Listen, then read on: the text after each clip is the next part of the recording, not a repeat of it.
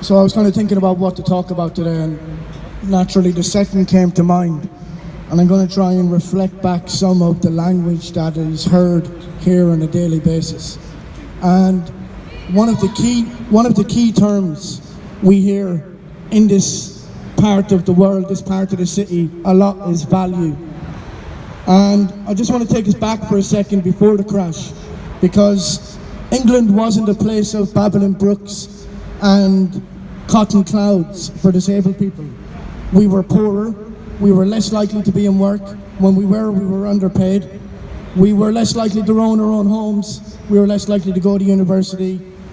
We had lesser lives, but we weren't devalued. We had a long history of struggling back and having a footprint in our society. And then along came the crash, and there was a lot of conversations and a lot of decisions. And the conversations and the decisions that were had here and down the river were about value, and where the government saw value and who it saw value in. When it made those decisions about its responsibilities, and when it made those decisions about where it placed its resources and where it hedged its bets. And it's important to talk about what those decisions were, which meant that disabled people's lives shrunk and shrunk as services were whittled away, as their own part of their lives began to shrink and shrink with no support, no income, no services. But it's also really important to talk about how that was done.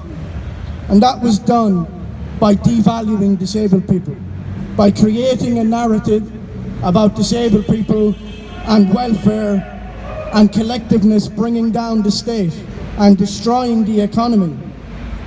When we were sold a story about how disabled people were work shy and fraudsters and just swinging it. And we were asked to make value decisions as a population. And the media took up those stories and ran with them, and they amplified them. And we saw that over the years that these stories became common sense values, that disability hate crime rose and rose and rose as we as a society started to devalue people all over again, particularly disabled people. Because the people who exploited us for profit during the boom were also now exploiting us for profit during the bust. Because they tried to divide our communities, because in those spaces between communities can be mined for profit. And when we come together and form a collective mass, when there are no cracks between us, it is very difficult to be mined for profit or anything else. And though they may have devalued disabled people, we already knew our worth. And we weren't willing to be passive recipients of these decisions and conversations while they went on over our head.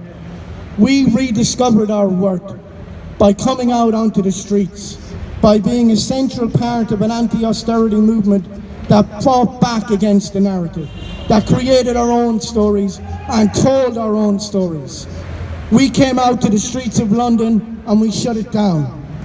We did roadblocks and occupations and camps, and we took our story into the heart of Parliament and tried to get onto the House of Commons floor during Prime Minister's question times, because we didn't believe their shit and we didn't want other people to believe it either.